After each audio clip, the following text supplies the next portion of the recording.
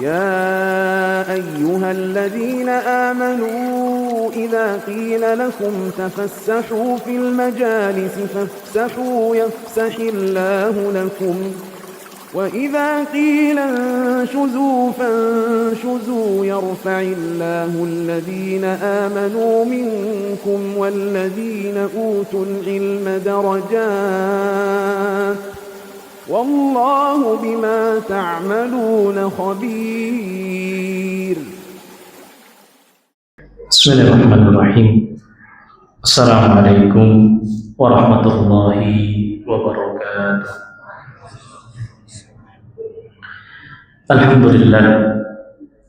Alhamdulillah wa kafa, wassalatu wassalamu ala rasulina Mustafa wa ala alihi wa ashabihi ahli sidqi wal wafa wa tabi'ina wa man bihudahum iktafa. Asyhadu an la ilaha illallah wahdahu la syarika lah, ilahul awwalina wal akhirin, wa asyhadu anna Muhammadan abduhu wa rasuluh la nabiyya wa la rasula ba'dah. Ikhwatal Islam wa ikhwatal iman, rahimani wa rahimakumullah. Bapak-bapak, ibu-ibu kaum muslimin yang semoga senantiasa dimuliakan oleh Allah. Alhamdulillah, puji dan syukur marilah kita senantiasa panjatkan kehadirat Allah tabaraka wa ta'ala, Rabb semesta alam, Allah subhanahu wa ta'ala yang senantiasa menganugerahkan kepada kita begitu banyak kenikmatannya, sehingga dengan nikmat tersebut alhamdulillah kita dapat berkumpul dan duduk bersama di majelis ilmu yang semoga senantiasa diberkahi dan diridhai oleh Allah tabaraka wa ta'ala. Salawat dan salam semoga senantiasa terlimpahkan kepada suri tauladan kita, baginda Nabi sallallahu alaihi wasallam, kepada keluarganya, para sahabatnya, serta orang-orang yang senantiasa istiqomah dalam mengikuti sunnah dan ajaran beliau hingga akhir zaman. Ikhwani wa akhwati rahimani wa rahimakumullah, kita lanjutkan kembali kajian rutin kita membahas kitab Syarhud Durus Al-Muhimmah Li'amati Al-Ummah, di mana alhamdulillah alladzi bi ni'matihi tatimmu shalihat. Pada pertemuan sebelumnya kita sudah menyelesaikan pembagian tauhid yang 3, yaitu tauhid rububiyah, tauhid uluhiyah, dan tauhid asma was sifat. Dan masing-masing dari pembagian tauhid tersebut sudah kita jelaskan definisinya, dalil-dalilnya yang diambil dari Al-Quran dan As-Sunnah, dan hal-hal yang berkaitan dengan pembagian tauhid yang 3. Maka pada malam hari ini biidznillah ta'ala kita lanjutkan dengan pembahasan yang sangat penting, yang memang inti daripada risalah para nabi dan rasul yang Allah utus ke muka bumi ini dengan risalah tauhid, dan membawa risalah agar manusia menjauhi yang namanya kesyirikan. Maka pada malam hari ini insyaallah kita akan lanjutkan dengan aqsamus syirki, pembagian kesyirikan. Setelah kita mengetahui bahwa tauhid dibagi menjadi 3, rububiyah, uluhiyah, dan asma wa sifat, maka kita pun harus mengetahui pembagian kesyirikan, karena lawan daripada tauhid adalah syirik. Setelah kita mengetahui makna tauhid, pembagian tauhid, definisinya, contoh-contohnya, dalil-dalilnya, maka juga di antara perkara yang sangat penting dalam permasalahan akidah adalah kita mengetahui pembagian syirik. Maka penulis rahimahullah, yaitu Syekh bin Baz rahimahullah, memulai dengan menyebutkan wa aqsamus syirki thalathatun. Pembagian kesyirikan itu dibagi menjadi 3 macam. Syirkun akbar, wa syirkun asghar, wa syirkun khafi. Jadi beliau membagi tauhid menjadi 3 dan juga membagi kesyirikan menjadi 3, yaitu syirik yang besar, syirik yang kecil, dan syirkun khafi, syirik yang tersembunyi. Yang nanti masing-masing dari pembagian syirik tersebut akan kita jelaskan definisinya dan juga contohnya, dan juga nanti di awal penulis atau pensyarah Syekh Abdul Razak ibn Abdul Muhsin Al-Abbad hafizahullah akan mengingatkan kita tentang bahayanya kesyirikan.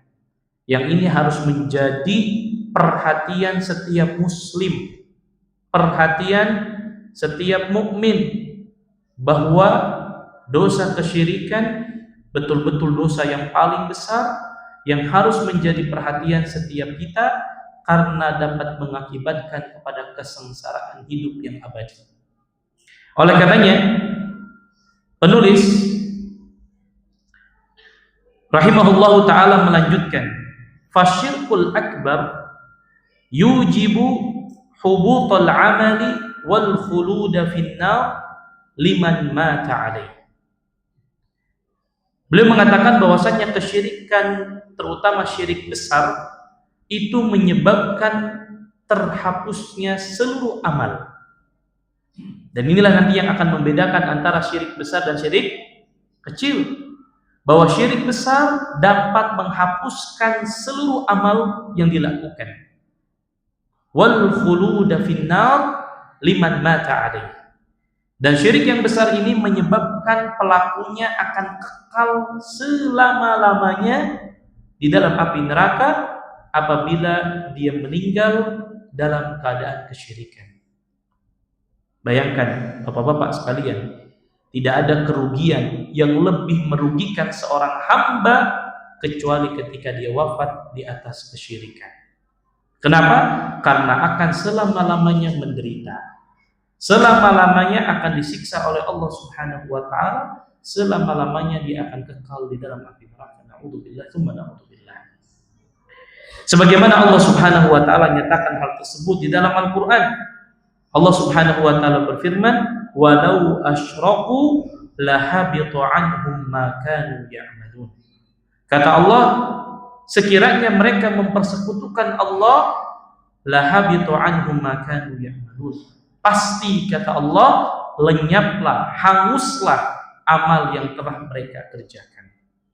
Maka sebanyak apapun ibadah yang mereka lakukan, sebanyak apapun pahala yang mereka dapatkan, ketika dia melakukan kesyirikan, kemudian meninggal dunia dan belum sempat bertobat kepada Allah, sebanyak apapun amal yang dia lakukan akan terhapuskan. Bukankah ini orang yang merugi? Ya, ketika dia menyangka akan datang menghadap Allah Subhanahu wa ta'ala dengan membawa pahala yang banyak, dia mungkin menyangka telah banyak beribadah kepada Allah, banyak melakukan ibadah kepada Allah, tetapi karena kesyirikan yang dia lakukan dan dia belum sempat bertobat kepada Allah, kemudian Allah wafatkan, maka seluruh amal soleh yang pernah dia lakukan Allah hapuskan. Tidak bermanfaat sama sekali di sisi Allah Subhanahu wa ta'ala. Bukankah ini kerugian yang betul-betul merugikan kehidupan kita? Bayangkan kalau sekiranya ada di antara kita, ya, yang bertahun-tahun nabung, mengumpulkan uang.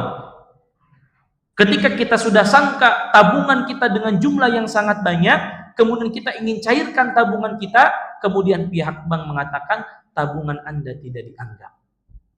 Betapa sakitnya hati kita. Ketika kita sudah nabung dalam jumlah yang sangat banyak berpuluh-puluh tahun, ternyata tidak dianggap tabungan kita. Kalau itu urusan dunia, membuat kita sengsara, membuat kita menderita, maka akan jauh lebih menderita lagi mereka yang menyangka datang menghadap Allah dengan membawa pahala yang begitu banyak, tetapi melakukan kesyirikan dan belum sempat bertobat kepada Allah Subhanahu wa taala, maka Allah akan hapuskan seluruh amal perbuatan yang pernah dia lakukan, sebesar apapun pahala yang dia dapatkan. Apakah itu pahala haji, apakah itu pahala umrah, bahkan pahala jihad sekalipun tidak dianggap oleh Allah Subhanahu wa taala ketika dia wafat dalam keadaan mempersekutukan Allah Subhanahu wa taala. Terlebih Allah Subhanahu wa taala juga tekankan di dalam ayat yang lain. Allah Subhanahu wa taala berfirman, "Ma kana lil musyrikina an ya'muru masajidallah syahidina ala anfusihim bil kufri. Ulaika habitat a'maluhum wa fin-nari hum khalidun." Allah yang menjelaskan, menetapkan bahwa kata Allah Subhanahu wa taala, "Maka lil musyrikin an ya'muru masajidallah." Tidak pantas, kata Allah, orang-orang yang mempersekutukan Allah Subhanahu wa taala memakmurkan masjid-masjid Allah Subhanahu wa taala. Allah katakan tidak pantas. Ya. Terlebih syahidina ala anfusihim bil kufri. Padahal mereka mengakui bahwasannya mereka adalah orang-orang yang kafir kepada Allah Subhanahu wa taala. Maka apa kata Allah, orang-orang yang seperti ini, ulaika habitat a'maluhum wa fin-nari hum khalidun. Orang-orang yang seperti ini, kata Allah, akan dihapuskan seluruh amal mereka dan kelak mereka akan kekal selama-lamanya di dalam api neraka. Na'udzubillah, tsumma na'udzubillah. Kemudian penulis mengingatkan kepada kita, wa anna man mata alai falan yughfaralah. Dan siapa yang meninggal di atas kekufuran, meninggal di atas kesyirikan, tidak akan diampuni dosanya oleh Allah Subhanahu wa taala. Bahkan yang lebih menyakitkan, wal jannatu alaihi haram, dan Allah akan haramkan surga terhadap dirinya. Bukankah Allah Subhanahu wa taala mengatakan, innallaha la yaghfiru an yushraka bihi wa yaghfiru ma duna dzalika liman yasha. Sesungguhnya Allah Subhanahu wa taala tidak akan mengampuni dosa orang-orang yang melakukan kesyirikan, dan Allah akan mengampuni dosa selainnya. Selama kita tidak melakukan kesyirikan kepada Allah, kalaulah ada seorang hamba datang kepada Allah membawa dosa seisi langit dan bumi, bahkan kalaupun ada seorang hamba datang menghadap Allah dengan membawa dosa yang lebih besar daripada langit dan bumi, tetapi dia tidak mempersekutukan Allah, maka Allah akan ampuni dosa-dosanya. Bukankah Allah Subhanahu wa taala berfirman di dalam Al-Qur'an, innahu man yusyrik billah faqad harramallahu alaihi al-jannah wa ma'wahu an-nar wa ma lidh-dhalimin min ansar. Kata Allah Subhanahu wa taala, innahu man yusyrik billah, barang siapa yang mempersekutukan Allah, faqad harramallahu alaihi al-jannah, maka Allah akan haramkan baginya surga, wa ma'wahu an-nar, dan tempat kembalinya adalah api neraka, wa ma lidh-dhalimin min ansar, dan orang-orang yang zalim sekali-kali tidak akan menjadi penolong bagi mereka. Ma'asyiral muslimin, tidak ada sesuatu yang lebih menjadikan seorang hamba menderita hidupnya kecuali ketika Allah haramkan surga terhadap dirinya. Senikmat apapun dia pernah hidup di dunia, sebanyak apapun rezeki yang pernah dia dapatkan di dunia, setinggi apapun jabatan yang pernah dia raih di dunia, tapi ketika di akhirat Allah haramkan surga terhadap dirinya, maka ini kesengsaraan demi kesengsaraan yang abadi. Maka ma'asyiral muslimin, dari poin pertama ini saja, hendaklah seorang muslim betul-betul khawatir, betul-betul takut apabila dirinya terjatuh kepada kesyirikan. Oleh karenanya nanti akan kita lihat bagaimana pensyarah Syekh Abdul Razak Ibn Abdul Muhsin Al-Abbad memulai pembahasan syarah bab ini dengan mengingatkan kita bahwa tidak ada kekhawatiran, ketakutan yang harus selalu muncul dalam diri kita kecuali kita takut terjerumus kepada kesyirikan. Karena ma'asyiral muslimin, siapa yang akan menjamin kita diwafatkan dalam keadaan mentauhidkan Allah? Tidak ada, Pak. Kita tidak pernah tahu akhir hayat kita akan ditutup dalam keadaan tauhid atau tidak. Kita nggak pernah tahu bagaimana akhir hayat kita, apakah kita akan diwafatkan oleh Allah dalam keadaan Islam atau tidak. Berapa banyak orang-orang yang awalnya Allah berikan hidayah Islam, namun di akhir ayatnya dia keluar daripada agama Islam, bahkan dia murtad kepada Allah Subhanahu wa taala. Ya. Belum lama ma'asyiral muslimin, 1 bulan yang lalu ada seorang jamaah, ya. Dia menyampaikan rasa kecewanya, rasa sedihnya ketika dia punya seorang ayah. Dulunya non-muslim. Kemudian Allah berikan sempat hidayah Islam. Dia masuk Islam. Dan dia katakan, ayah saya Ustaz sangat taat kepada Allah Subhanahu wa taala, rajin beribadah kepada Allah, rajin sedekahnya. Berapa banyak amal soleh yang dia lakukan. Hingga ternyata Allah berikan sebuah musibah. Terjadi percekcokan dalam urusan rumah tangganya, sehingga dia tidak kuat untuk menahan permasalahan hidup yang dia rasakan, hingga wal'iyadzubillah dia murtad kembali dari agama Islam. Tidak lama setelah itu Allah wafatkan dirinya. Sampai dia berulang kali menyampaikan kepada saya, Ustadz, tolong sampaikan amalan apa yang bisa saya lakukan untuk bisa menolong ayah saya. Sudah tidak bisa. Sudah nggak bisa, Pak. Betapa sedihnya seorang anak yang dia tahu dulu ayahnya senantiasa Allah berikan hidayah, taat kepada Allah Subhanahu wa taala, tapi Allah takdirkan di akhir hayatnya meninggal di atas kekufuran. Sampai dia berulang kali, Ustadz, tolong sampaikan kepada saya amalan apa Ustadz yang bisa saya lakukan untuk bisa menyelamatkan ayah saya. Sudah tidak bisa. Ya. Sekelas Nabi SAW memohon kepada Allah Subhanahu wa taala agar pamannya yang dia cintai, Abu Thalib, ya, agar Allah Subhanahu wa taala selamatkan, diampuni dosanya oleh Allah. Allah tidak ampuni. Karena Allah mengatakan, innaka la tahdi man ahbabta walakinnallaha yahdi man yasha. Wahai Muhammad, engkau tidak akan bisa memberikan hidayah kepada orang yang kau hendaki, tetapi Allah lah yang mampu untuk memberikan hidayah kepada siapa yang Allah kehendaki. Maka ma'asyiral muslimin, di sini memberikan pelajaran penting kepada kita bahwa nanti kita diingatkan oleh penulis di antara sekian banyak perkara yang harus kita perhatikan adalah perkara tentang kesyirikan. Maka selalu saya berulang kali kata ini saya sampaikan, jangan pernah bosan belajar tauhid dan mempelajari bahayanya kesyirikan. Karena ini inti daripada kehidupan kita.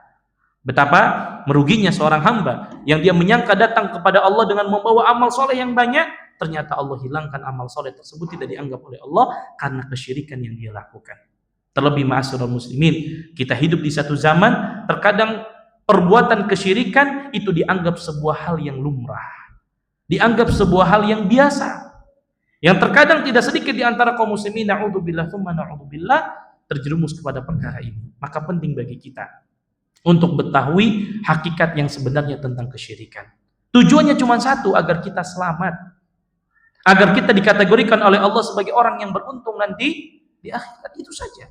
Maka kalau ada orang yang mendakwahkan kita tentang tauhid, mendakwahkan tentang bahayanya kesyirikan, harusnya kita bersyukur. Karena apa? Kita diingatkan tentang perkara yang paling penting di dalam agama kita. Oleh karenanya, kemudian penulis mengingatkan kepada kita, wa min anwa'ihi, di antara bentuk dan jenis kesyirikan adalah du'aul amwat wal asnam. Mereka yang meminta pertolongan, berdoa kepada orang-orang yang sudah mati, dan juga meminta kepada berhala-berhala yang tidak bisa memberikan manfaat ataupun mudarat. Wal istighotsatu bihim, kemudian mereka beristighotsah, meminta pertolongan kepada mereka yang mereka tidak bisa memberikan manfaat ataupun mudarat. Wan nadar lahum, kemudian mereka bernadar kepada patung-patung yang mereka sembah. Wadzabhu lahum, kemudian mereka menyembelih untuk mereka, dan jenis-jenis yang lainnya yang nanti akan kita jelaskan insyaallah taala. Kemudian ma'asyiral muslimin azan ya Allah wa iyyakum, maka pensyarah Syekh Abdul Razzaq Ibn Abdul Muhsin Al-Badr hafizahullah, beliau mensyarah apa yang dijelaskan oleh Syekh bin Baz di atas. Beliau mengatakan, arafna anna tauhida yanqasimu ila aqsamin tsalatsah. Sebagaimana sudah kita ketahui, yang sudah kita jelaskan, bahwasanya tauhid itu dibagi menjadi 3 macam. Dalla 'alaiha kitabullah wa sunnatu nabiyhi sallallahu alaihi wasallam. Dan sudah kita jelaskan juga bahwa pembagian tauhid yang 3 ada dalilnya dari Al-Qur'an dan As-Sunnah, bukan buatan, tetapi memang sumbernya jelas. Pembagian tauhid yang 3, rububiyah, uluhiyah dan asma wa sifat, dalilnya diambil dari Al-Qur'an dan As-Sunnah. Wa arafna aidan anna likulli qismin min hadhil aqsam diddun. Maka beliau mengatakan kita juga mengetahui dari pembagian tauhid yang 3 tadi, maka juga ada lawannya. Ya, lawannya adalah kesyirikan. Maka ada orang-orang yang melakukan kesyirikan pada rububiyahnya Allah Subhanahu wa taala. Ada orang-orang yang mempersekutukan Allah pada uluhiyahnya Allah Subhanahu wa taala. Dan ada orang-orang yang mempersekutukan Allah pada asma dan sifat Allah Subhanahu wa taala. Contoh, ada orang-orang yang mempersekutukan Allah pada rububiyahnya Allah. Ketika dia meyakini ada makhluk Allah yang sama dengan Allah bisa memberikan rezeki, maka jatuh kepada kesyirikan. Ketika ada seorang hamba yang meyakini ada makhluk Allah yang setara dengan Allah, dia bisa menghidupkan dan mematikan, bisa memberikan rezeki, bisa mengatur alam semesta, maka orang yang tersebut terjatuh kepada kesyirikan karena dia menganggap bahwasannya ada di antara makhluk Allah yang sama dengan Allah dalam urusan rububiyahnya Allah Subhanahu wa taala. Maka ada orang-orang yang jatuh kepada kesyirikan pada uluhiyahnya Allah. Dia menganggap ada makhluk Allah yang setara dengan Allah pantas untuk diibadahi, maka dia jatuh kepada kesyirikan pada uluhiyahnya Allah Subhanahu wa taala. Atau ada orang yang jatuh pada kesyirikan pada asma dan sifatnya Allah dengan mereka mentahrif, mentabdil, mentagyir yang sudah kita jelaskan pada pembahasan asma dan sifat. Jadi kalau tauhid ada 3, rububiyah, uluhiyah, asma wa sifat, maka kesyirikan juga didefinisikan atau dibagi pada sisi yang lain. Ada orang-orang yang mempersekutukan Allah pada rububiyah Allah, ada yang mempersekutukan Allah pada uluhiyahnya, dan ada yang mempersekutukan Allah Subhanahu wa taala pada asma wa sifat. Adapun kata beliau, fa inna syirka bi'tibari taqsimit tauhid yanqasimu ila thalathati aqsam. Adapun kalau pembagian tauhid kita ambil dari sisi pembagian besar atau kecilnya, maka penulis mengingatkan kepada kita tauhid ini dibagi menjadi 3. Ada tauhid yang kesyirikan dibagi menjadi 3. Ada syirik yang besar, syirik yang kecil, dan syirik yang tersembunyi. Maka kata beliau, wa huna yadhkuru Syekh rahimahullah taqsiman akhar lisyirki bi'tibari hajmihi min haitsul kibar was-shighar wa annahu yanqasimu ila akbar wa asghar wa khafi. Jadi di bab ini penulis membagi tauhid menjadi 3 dari sisi apa? Besarnya. Ada yang namanya syirik besar, syirik kecil, dan syirik yang tersembunyi. Kemudian ma'asyiral muslimin rahimani wa rahimakumullah, beliau mengingatkan kepada kita, wasyirkul akbar wal asghar yakhtalifani min haitsul had wa min haitsul hukum. Bahwasanya syirik yang besar dan syirik yang kecil itu berbeda dari sisi definisi dan sisi hukum. Makanya kita harus tahu apa definisi syirik yang besar, apa definisi syirik yang kecil. Definisinya apa? Batasannya apa? Dan apa hukum masing-masing pelaku syirik kecil dan hukum bagi pelaku syirik besar. Ya. Amma syirkul akbar, maka beliau memulai dengan definisi, apa definisi syirik yang besar. Fahuwa taswiyatu ghairillahi billahi fi syai'in min huquqihi. Jadi mudahnya adalah kalau kita ingin tahu apa definisi syirik besar, bahwa syirik besar maknanya adalah kita menyamakan selain Allah dengan Allah. Jadi saya ulang, syirik besar adalah taswiyatu ghairillahi billahi fi syai'in min huquqihi. Syirik besar adalah kita menyamakan selain Allah dengan Allah pada sesuatu yang menjadi haknya Allah. Contoh, haknya Allah adalah Allah satu-satunya Rabb yang berhak untuk disembah. Maka ketika ada seorang muslim meyakini ada sesembahan yang berhak selain Allah, berarti dia telah jatuh kepada syirik besar.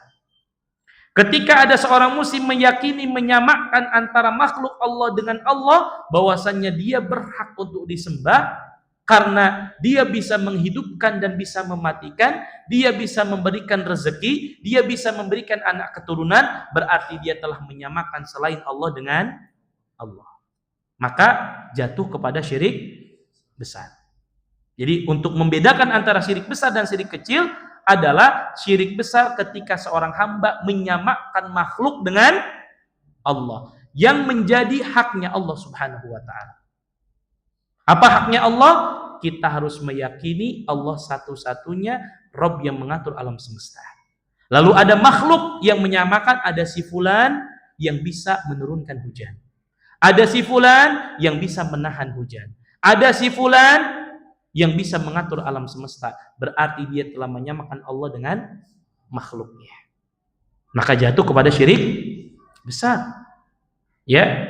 Ada seorang muslim menyamakan Allah dengan makhluknya pada uluhiyahnya Allah Subhanahu wa taala atau pada asma dan sifatnya Allah Subhanahu wa taala, maka ini juga jatuh kepada syirik besar.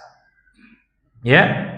Maka faman sawwa ghairallahi billah fi syai'in min huquqillah faqad ittakhadahu syarikan wa niddan ma'allah. Siapa yang menyamakan selain Allah dengan Allah pada sesuatu yang menjadi haknya Allah, pada sesuatu yang menjadi kekhususannya Allah, maka berarti dia telah menjadikan sekutu dan tandingan bagi Allah Subhanahu wa taala. Maka ketika ada seorang muslim datang ke satu tempat yang dia anggap tempat tersebut tempat yang keramat, kalau dia datang ke tempat tersebut, dia bawa sesajen, kemudian dia minta kepada tempat yang dia anggap keramat tersebut, maka rezekinya akan bertambah. Kira-kira jatuh kepada syirik kecil atau syirik besar? Syirik besar. Karena yang bisa memberikan rezeki siapa? Allah. Berarti dia menyamakan makhluk atau tempat tersebut dengan Allah Subhanahu wa taala. Jika ada seorang muslim datang ke satu tempat yang dia anggap tempat tersebut bisa memberikan anak keturunan, kemudian dia meminta dan berdoa kepada orang tersebut, kepada tempat tersebut yang padahal itu menjadi kekhususan Allah Subhanahu wa taala, karena hanya Allah yang bisa memberikan anak keturunan. Jatuh kepada kesyirikan atau tidak? Jatuh kepada kesyirikan. Karena yang memberikan rezeki, yang memberikan anak keturunan hanyalah Allah Subhanahu wa taala. Kalau ada seorang muslim datang kepada makhluk Allah, dia meyakini ini makhluk Allah bisa mengatur dunia. Ya, supaya nanti di tempat saya tidak hujan, maka saya datang kepada makhluk tersebut agar hujannya tidak turun di tempat saya. Dan dia meyakini makhluk tersebut bisa menahan turunnya hujan. Padahal yang bisa menahan turunnya hujan dan menakdirkan hujan siapa? Allah. Jadi mudahnya kita pahami seperti itu. Ini berkaitan dengan syirik besar. Menyamakan Allah, menyamakan selain Allah dengan Allah. Maka fasyirku, maka kesyirikan itu maknanya huwa ja'lul andadi ma'allah. Kita menjadikan tandingan bersama Allah. Walihada dzakarallah anil kuffar annahum idza dakhalun nar yaumal qiyamah yaqulun tallahi in kunna lafi dhalalim mubin idnu sawwikum bi rabbil alamin. Mari perhatikan ayat ini, Pak. Satu ayat yang Allah jelaskan akan penyesalan nanti orang-orang yang melakukan kesyirikan kepada Allah. Ketika nanti Allah masukkan orang tersebut ke dalam api neraka, dia menyesal dengan sebesar-besarnya penyesalan. Dia mengatakan tallahi, demi Allah, in kunna lafi dhalalim mubin. Sungguh kami dulu ketika dunia betul-betul berada pada kesesatan yang nyata. Dia sadari, saya dulu telah melakukan kesyirikan kepada Allah, menyamakan selain Allah dengan Allah. Apa penyesalannya? Dia katakan idnu sawwikum bi rabbil alamin. Sungguh dulu kami ketika di dunia menyamakan kalian wahai berhala-berhala dengan Rabb semesta alam Allah Subhanahu wa taala. Ini pengakuan yang nanti akan diakui oleh orang-orang yang mempersekutukan Allah, orang-orang yang menyembah berhala, orang-orang yang meminta kepada selain Allah, yang itu menjadi kekhususan Allah Subhanahu wa taala. Dia akui bahwasanya dulu saya tersesat. Sehingga apa? Di antara bentuk kesesatan kami ketika di dunia, kami menyamakan selain Allah dengan Allah. Dan berapa banyak saat ini orang-orang yang menyamakan selain Allah dengan Allah Subhanahu wa taala, yang itu menjadi kekhususan Allah Subhanahu wa taala. Berapa banyak di antara kita yang datang kepada orang-orang yang sudah tidak bisa memberikan manfaat wala mudarat. Ya, minta anak keturunan, minta ditambahkan rezeki, minta kedudukan. Yang itu bagian daripada kesyirikan yang na'udzubillah tsumma na'udzubillah dapat menyebabkan amal perbuatan kita dihapuskan oleh Allah Subhanahu wa taala. Kemudian ma'asyiral muslimin rahimani wa rahimakumullah, fahada huwa syirk. Yang seperti ini adalah kesyirikan. Ya, yaitu taswiyatu ghairillahi billah, menyamakan selain Allah dengan Allah. Bukankah Allah mengatakan wa minan nas may yattakhidu min dunillahi andadan yuhibbunahum kahubbillah. Dan ada di antara manusia, kata Allah. Lihat, Allah katakan ada di antara manusia yang mereka menjadikan selain Allah tandingan untuk Allah Subhanahu wa taala. Mereka mencintai tandingan-tandingan Allah, mereka mencintai berhala-berhala tadi sebagaimana mereka mencintai Allah Subhanahu wa taala. Mereka menyamakan cinta mereka kepada selain Allah dengan Allah Subhanahu wa taala. Maka ini makna daripada apa? Kesyirikan. Kemudian makna yang lain, wasyirku huwa tandi. Makna yang berikutnya adalah syirik itu adalah membuat tandingan. Jadi makna yang pertama menyamakan selain Allah dengan Allah. Makna yang kedua, kesyirikan adalah membuat tandingan dengan Allah. Ai ittikhadul andad wasyuraka'i ma Allah. Seseorang membuat tandingan dan sekutu bersama Allah Subhanahu wa taala. Maka Allah katakan di dalam Al-Qur'an, fala taj'alu lillahi andada. Janganlah kalian menjadikan tandingan-tandingan bersama Allah. Maka enggak boleh kita mencari sesuatu untuk menandingi Allah Subhanahu wa taala. Ya, ini mana kedua tentang apa? Kesyirikan. Kemudian makna yang ketiga, wa huwa aidan adlu ghairillahi bihi. Makna kesyirikan yang ketiga apa? Menyetarakan selain Allah dengan Allah. Jadi syirik itu apa? Menyamakan selain Allah dengan Allah. Atau apa? Menjadikan tandingan bersama Allah. Dan makna yang ketiga adalah menyetarakan selain Allah dengan Allah. Ya, ketika dia ada anggap satu makhluk, wah ini makhluk punya kekuatan lebih. Ya, maka dia samakan kekuasaannya dengan kekuasaan Allah Subhanahu wa taala. Ya, ini makhluk ya super hebat. Orang yang sudah meninggal pun bisa dihidupkan kembali. Bahkan bukankah ya seringkali kita mendengar ada orang-orang yang dianggap punya karomah secara berlebihan. Ya, ketika seharusnya dia tabrakan meninggal, kemudian dia katakan karena saya bilang kepada malaikat gak usah jadi diambil nyawanya, maka akhirnya apa? Tidak jadi kecelakaan, tidak meninggal. Subhanallah. Ya. Dia menyamakan dirinya dengan Allah Subhanahu wa taala, padahal tidak ada satupun makhluk yang bisa berkomunikasi dengan malaikat kecuali orang-orang yang Allah pilih, orang-orang yang memang Allah berikan wahyu, yaitu para nabi dan rasul. Bukankah setiap kita meyakini sudah tidak ada lagi nabi dan rasul setelah Nabi Muhammad SAW? Betul atau tidak? Tapi ada zaman sekarang orang mengaku dirinya saya bisa komunikasi dengan malaikat. Subhanallah. Dan itu orang banyak percaya. Apakah dia lupa? Yang bisa berbicara, berkomunikasi dengan malaikat adalah siapa? Para nabi dan rasul. Sedangkan para nabi dan rasul masih ada atau tidak? Sudah tidak ada, karena Nabi SAW penutup para nabi dan rasul. Lalu dia katakan saya bisa berkomunikasi dengan malaikat. Bahkan ada orang yang harusnya meninggal, kemudian saya melobi malaikat maut supaya enggak jadi ya mewafatkannya. Subhanallah. Dan orang banyak yang percaya. Dan bahkan orang apa? Suka dengan cerita-cerita yang seperti ini. Lalu kalau begitu apa manfaatnya Allah turunkan ayat di dalam Al-Qur'an yang Allah ingatkan, wa anfiqu mimma razaqnakum min qabli an ya'tiya ahadakumul maut fayaqul rabbi laula akhartani ila ajalin qarib fa asaddaqa wa aku minas shalihin. Ya.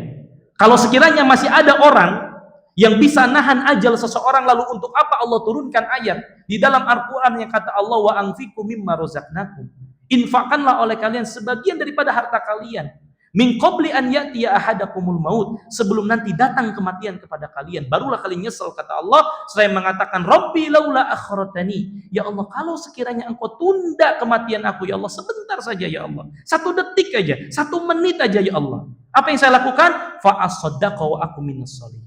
Lalu apa jawab Allah Subhanahu wa taala? Walan, kata Allah, tidak akan pernah. Walan yuakhirallahu nafsan idza jaa ajaluha. Allah tidak akan pernah menahan, menunda ajal seseorang ketika sudah datang waktunya. Lalu ada orang sekarang mengaku saya bisa nunda ajal seseorang. Berarti dia nantangin Allah Subhanahu wa taala. Betul atau tidak? Allah sudah jelaskan di dalam Al-Qur'an, tidak akan ada bisa yang menahan ajal seseorang ketika sudah datang waktunya. Maka ini penting ma'asyiral muslimin. Pendidikan-pendidikan seperti ini harus kita ingatkan kepada umat. Ya, karena banyak orang-orang yang terkena syubhat seperti ini hanya karena sebuah cerita-cerita khurafat, cerita yang seakan-akan dia walinya Allah Subhanahu wa taala, punya kemampuan, bahkan terkadang mereka punya kemampuan lebih daripada Allah Subhanahu wa taala, bahkan kadang dia anggap punya kemampuan lebih daripada para nabi dan rasul. Maka penting ma'asyiral muslim, pendidikan tauhid terutama di zaman sekarang, di zaman di mana ya ilmu pengetahuan terbuka dengan sangat lebar, komunikasi terbuka dengan sangat lebar, media sosial dengan mudahnya orang akan mengakses. Maka penting bagi kita untuk memahamkan umat tentang pemahaman yang benar. Ya, gimana mungkin ada orang sudah jelas-jelas ajalnya, ya sudah tiba, kemudian dia bisa menahan ajalnya. Maka ini penting untuk kita ingatkan, dan ini bagian-bagian yang kita khawatir, kita percaya dan kita jatuh kepada kesyirikan. Na'udzubillah tsumma na'udzubillah. Maka makna yang ketiga daripada kesyirikan adalah menyetarakan selain Allah dengan Allah. Oleh karenanya ma'asyiral muslimin rahimani wa rahimakumullah, Allah Subhanahu wa taala menyatakan hal tersebut di dalam Al-Qur'an, tsummal ladzina kafaru bi rabbihim ya'dilun. Kemudian mereka kufur kepada Rabb mereka dan mereka menyamakan, menyetarakan dengan Allah Subhanahu wa taala. Jadi seseorang dianggap melakukan kesyirikan kepada Allah ketika dia menyetarakan antara selain Allah dengan Allah. Oleh karenanya ma'asyiral muslimin, setelah kita mengetahui definisi kesyirikan, yaitu syirik itu menyamakan selain Allah dengan Allah. Kemudian makna yang kedua, membuat tandingan dengan Allah, dan yang ketiga, menyetarakan selain Allah dengan Allah. Maka kita diingatkan oleh penulis, dan ini hal yang sangat penting bagi kita ma'asyiral muslimin. Beliau mengatakan, wal wajibu 'alal muslim an yakhafa 'ala nafsihi minasyirki khaufan 'aziman ashadda min khaufihi min ayyi amrin akhar. Sudah wajib hukumnya bagi seorang muslim untuk merasa khawatir, merasa takut dirinya terjerumus kepada kesyirikan. Harusnya setiap kita memiliki rasa khawatir, rasa takut yang melebihi rasa takut apapun terhadap daripada kesyirikan. Dan ini wajib hukumnya. Jangan ada yang menganggap, Ustadz, alhamdulillah Allah sudah kasih hidayah sama saya. Alhamdulillah saya sudah hijrah, Ustadz. Insya Allah saya kokoh di atas tauhid. Siapa yang menjamin, Pak? Ya, selama kita belum wafat dalam keadaan tauhid, belum ada yang menjamin kita akan meninggal di atas tauhid. Makanya nanti akan diberikan contoh, bahkan sekelas Nabi Ibrahim alaihissalam senantiasa terus berdoa kepada Allah Subhanahu wa taala agar dirinya dan anak keturunannya dijauhkan dari kesyirikan. Apalagi kita yang enggak ada jaminan sama sekali. Oleh karenanya ma'asyiral muslimin, ini harus menjadi perhatian kita. Bahkan beliau mengingatkan dengan memberikan sebuah analogi. Ya. Terkadang ma'asyiral muslimin, ada di antara kita takut dengan sebuah perkara. Misal, contoh sederhana. Beliau sebetulnya panjang menjelaskan hal ini, namun saya ringkas dengan sebuah analogi yang beliau jelaskan. Supaya memahamkan kepada kita bahwa kita ini harus lebih takut dari sesuatu yang kita mungkin takuti.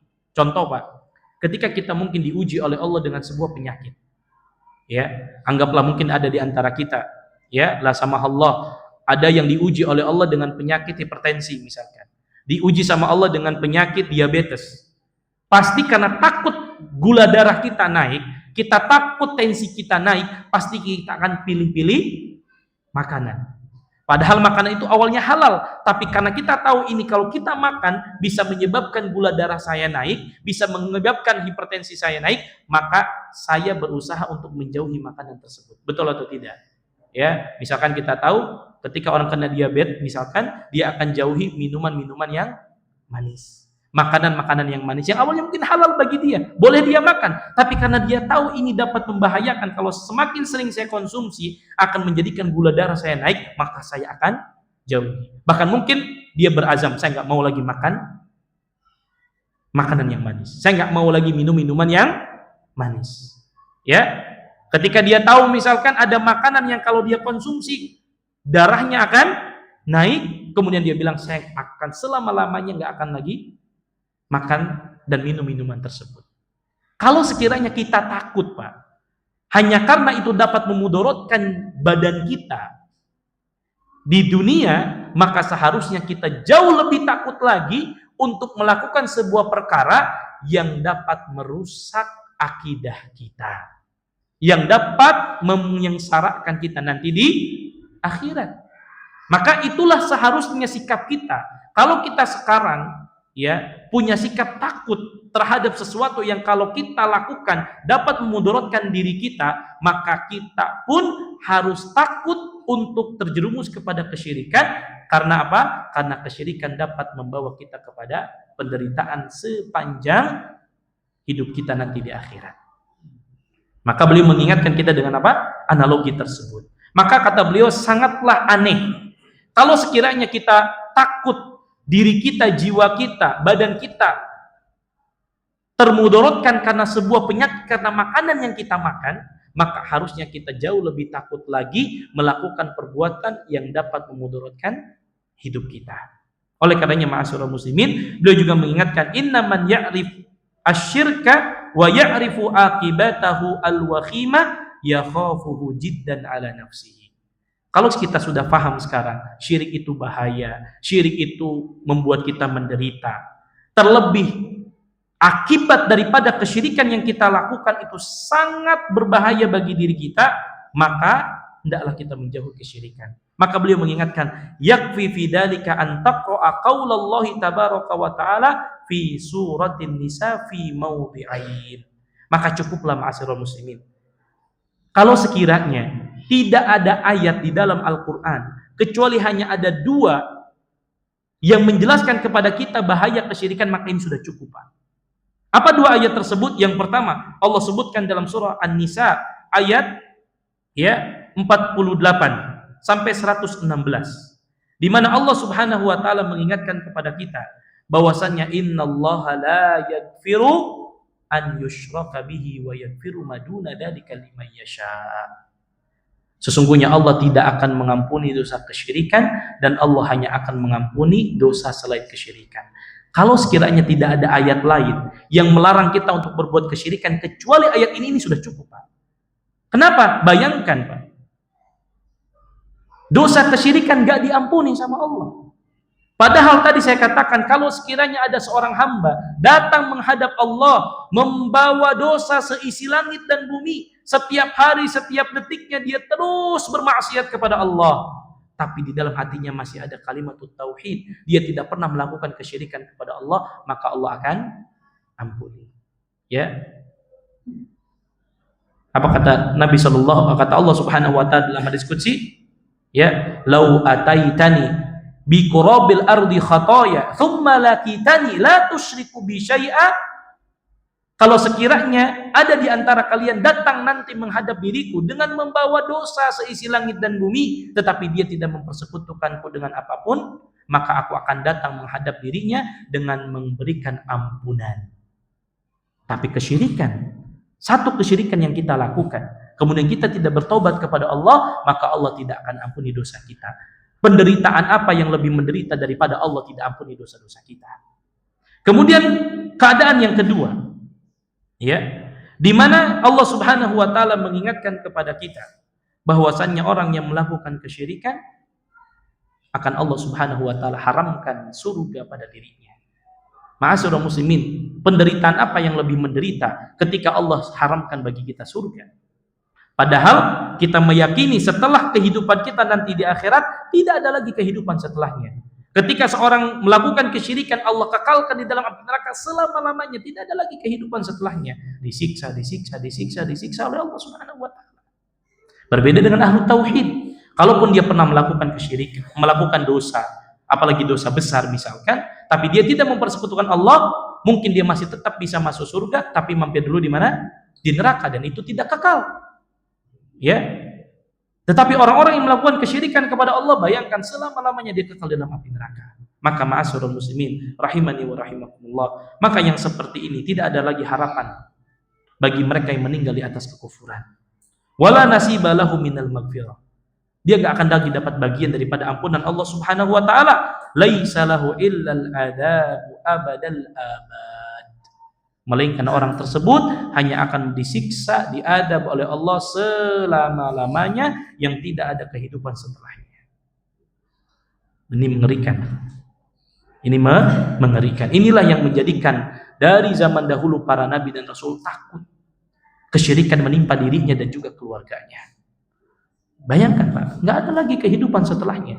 Disiksa oleh Allah Subhanahu wa taala. Yang lebih menyakitkan adalah di dunia dia sudah sengsara hidupnya, di akhirat juga sengsara hidupnya. Ini double kesengsaraan.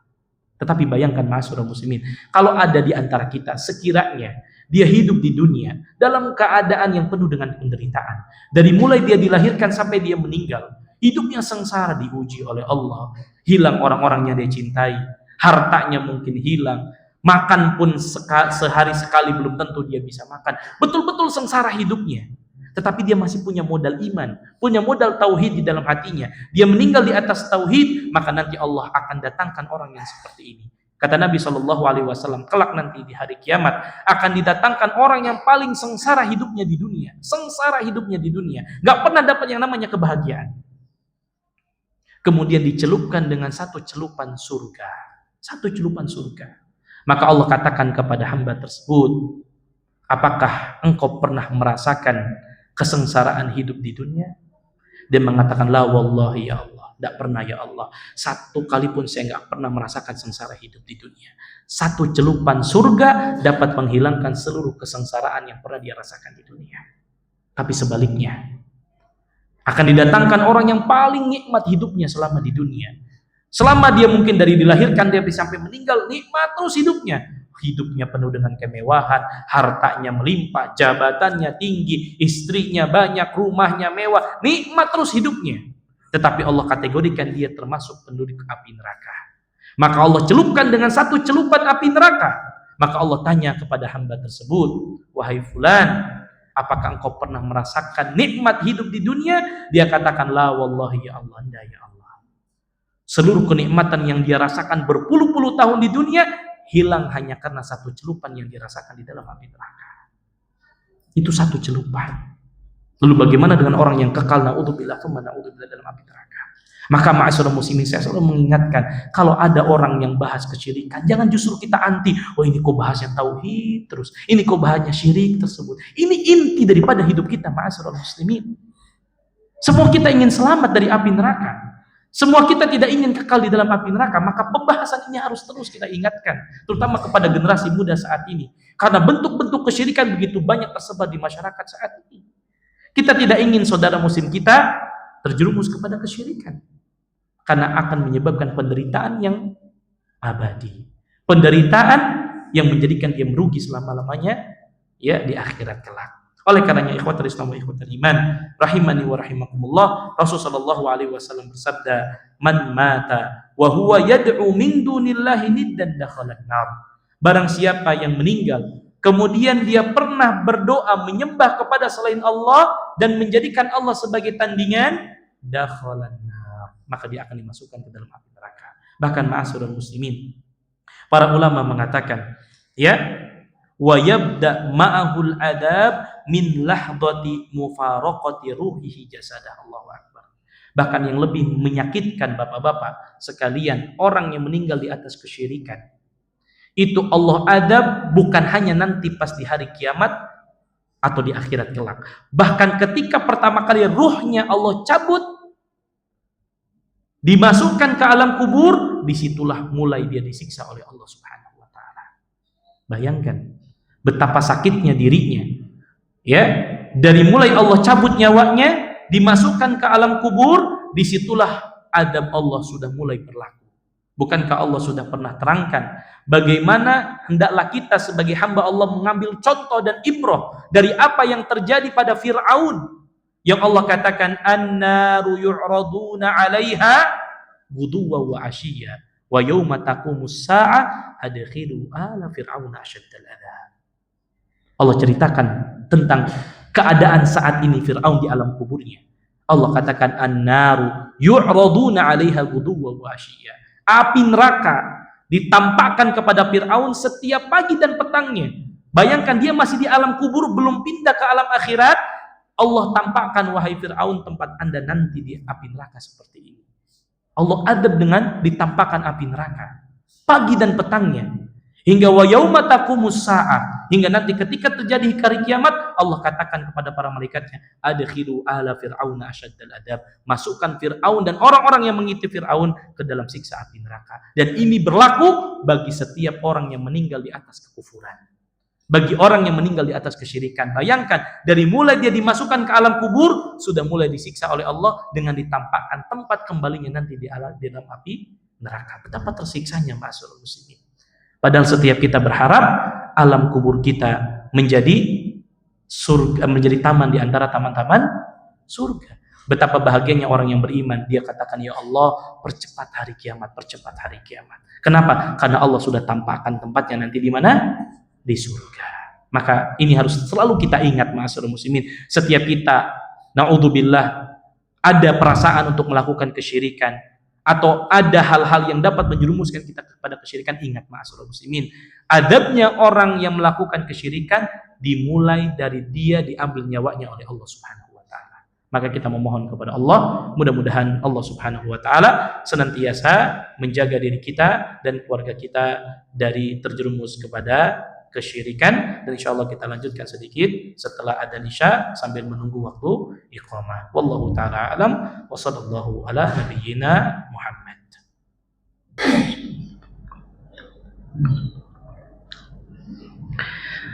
Bismillahirrahmanirrahim.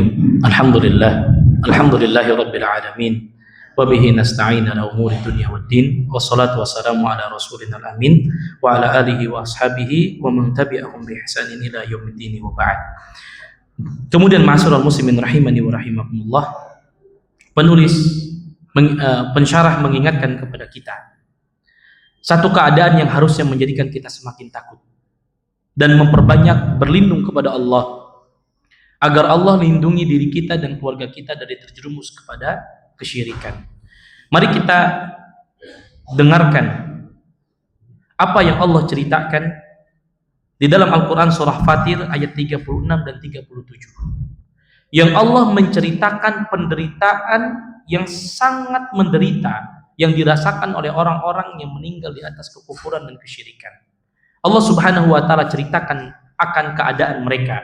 Allah Subhanahu wa taala berfirman, walladzina kafaru lahum nar jahannam. Dan sesungguhnya kata Allah, bagi orang-orang yang kafir, bagi orang-orang yang meninggal di atas kekufuran, orang-orang yang meninggal di atas kesyirikan, lahum naru jahannam, bagi mereka siksa neraka jahannam. Mari kita lihat, Pak. Kemudian Allah katakan, la yuqda alaihim fayamutu wa la yukhaffafu anhum min adabiha. Kemudian Allah Subhanahu wa taala, ya, kata Allah Subhanahu wa taala, mereka tidak dibinasakan secara langsung hingga mereka mati.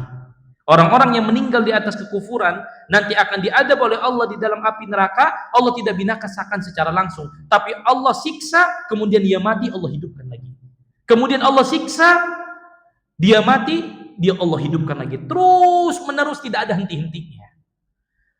Berulang kali dia seperti itu. Allah siksa, hidup lagi. Allah siksa, hidup lagi. Terus seperti itu. Dia tersiksa, tersiksa, tersiksa, dan tersiksa. Bahkan kata Allah, wala yukhaffafu anhum min adabiha. Dan Allah tidak akan meringankan sedikit pun dari adab mereka. Allah tidak akan kasih sedikit pun, diringankan sedikit pun dari adab mereka. Allah nggak kurangi panasnya api neraka. Allah nggak kurangi mereka dikasih waktu sebentar, 1 menit, 2 menit untuk mereka tidak diadab. Nggak. Selama-lamanya terus Allah adab, dan Allah tidak ringankan adab mereka. Dan Allah katakan, kadzalika najzi kulla kafur.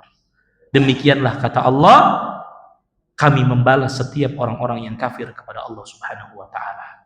Bahkan ma'asyiral muslimin, saking menderitanya orang-orang ini, wahum yastarikhuna fiha, akhirnya dia berteriak sekencang-kencangnya di dalam api neraka, seraya mengatakan, Rabbana akhrijna na'mal salihan ghairal ladzi kunna na'mal. Ya Allah, tolong keluarkan kami dari api neraka ya Allah. Kami sudah tidak mampu ya Allah, keluarkan kami dari api neraka. Kalau kami dikeluarkan na'man salihan ghairal ladzi kunna na'mal, kami janji ya Allah, kami akan melakukan amal soleh selain yang sudah kami perbuat ketika dulu di dunia. Tapi janji mereka, penyesalan mereka sudah tidak berarti. Mau mereka nangis darah sekalipun, Allah tidak akan ringankan adab mereka. Dia teriak dengan teriakan yang sangat luar biasa karena adab yang dia rasakan. Bayangkan selama-lamanya, ma'asyiral muslimin, gak Allah kasih waktu 1 menit pun, 1 detik pun untuk istirahat daripada adab neraka. Bahkan kata Allah, la yukhaffafu anhum min adabiha. Allah gak ringankan adabnya. Bahkan nanti di ayat yang lain Allah makin tambah adabnya. Bukan justru diringankan oleh Allah Subhanahu wa taala. Akhirnya dia menyesal dengan penyesalan yang luar biasa. Rabbana akhrijna na'mal salihan ghairal ladzi kunna na'mal. Ya Allah, keluarkan kami dari api neraka ya Allah. Kami janji ya Allah akan melakukan amal saleh. Kami tidak akan mengulangi apa yang sudah kami lakukan ketika dulu di dunia. Tapi apa jawab Allah Subhanahu wa taala? Awalam nu'ammirkum ma yatadakkaru fi man tadakkar wa ja'akumun nadhir. Apa kata Allah Subhanahu wa taala ketika mereka berteriak minta kepada Allah Subhanahu wa taala agar dikeluarkan dari api neraka, tapi apa kata Allah Subhanahu wa taala? Awalam nu'ammirkum ma yatadakkar fihi man tadakkar wa ja'akumun nadhir. Bukankah kata Allah, kami telah memanjangkan umurmu untuk dapat berfikir bagi orang-orang yang mau berfikir. Allah ingatkan, awalam nu'ammirkum ma yatadakkar fihi man tadakkar wa ja'akumun nadhir. Bukankah kata Allah, kami sudah panjangkan umurmu, Allah sudah kasih kita hati, Allah sudah kasih kita pikiran supaya kita berpikir. Umur yang panjang yang Allah berikan, kenapa tidak dimanfaatkan oleh kalian, kata Allah. Wa ja'akumun nadhir, bukan juga sudah datang orang-orang yang memperingatkan kalian. Allah sudah utus para nabi dan rasulnya untuk mengingatkan kepada kalian, u'budullah, sembahlah Allah semata dan jangan mempersekutukan Allah Subhanahu wa taala. Maka apa kata Allah? Fadhuqu fama lidh-dhalimina min nasir. Maka para ulama mengatakan ini ayat yang paling keras yang Allah sampaikan di dalam Al-Quran. Kata Allah, katakan fadhuqu, saat ini rasakan oleh kalian, kata Allah, fama lidh-dhalimina min nasir, karena orang-orang zalim tidak akan menolong kalian sama sekali. Maka ma'asyiral muslimin, harusnya ayat ini ayat yang selalu kita baca, yang menjadikan kita semakin takut kepada Allah Subhanahu wa taala. Bayangkan, penyesalan demi penyesalan tidak lagi berguna. Apa yang nanti disesalkan oleh orang-orang yang Allah adab di dalam api neraka, hanya tersisa penyesalan demi penyesalan. Semuanya ujungnya sama, minta dikembalikan ke dunia. Tetapi apa yang mereka sesalkan tidak akan lagi berguna. Ingatan-ingatan mereka tentang apa yang dulu dilakukan di dunia, maka tidak akan bermanfaat sama sekali. Tidak akan menolong dirinya. Bahkan Allah katakan, bukankah Allah sudah memanjangkan umur kalian?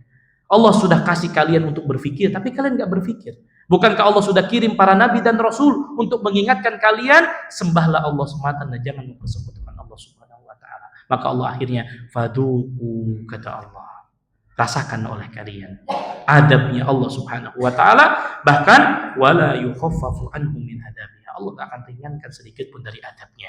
Maka ma'asyiral muslimin, sekali lagi ayat-ayat ini memberikan sebuah pelajaran penting kepada kita. Harusnya kita semakin takut, semakin khawatir, jangan-jangan ada rasa bahwa saya merasa aman, saya pasti selamat. Dah. Maka ini memberikan pelajaran kepada kita agar setiap kita merasa takut dengan kesyirikan. Kita memohon kepada Allah agar Allah Subhanahu wa taala sekali lagi menyelamatkan diri kita dan juga seluruh anak keturunan kita dari terjerumus kepada kesyirikan. Maka perbanyak doa dengan doa yang diajarkan oleh Nabi Ibrahim alaihissalam, wajnubni wa baniya an na'budal asnam. Ya Allah, jauhkanlah diriku dan anak keturunanku dari menyembah berhala. Minta kepada Allah, ya Allah, wafatkan kami semua dalam keadaan Islam, tawaffani musliman wa alhiqni bis-shalihin. Kita memohon kepada Allah Subhanahu wa taala sebagaimana Allah kumpulkan kita saat ini di atas tauhid, di atas ketaatan kepada Allah. Semoga Allah wafatkan kita semua dalam keadaan mentauhidkan Allah, dan mudah-mudahan akhir hayat kita ditutup dengan husnul khatimah, dan pada akhirnya kita digolongkan oleh Allah Subhanahu wa taala sebagai orang-orang yang beruntung dengan dimasukkan ke dalam surga dan mendapatkan nikmat-nikmat dan nikmat selamanya di surga Allah Subhanahu wa taala. Wallahu taala alam, sallallahu ala nabiyina Muhammad. Kita tutup kajian kita pada malam hari ini dengan membaca doa kafaratul majlis. Subhanakallahumma wa bihamdika asyhadu an la ilaha illa anta astaghfiruka wa atubu ilaik. Assalamu alaikum warahmatullahi wabarakatuh.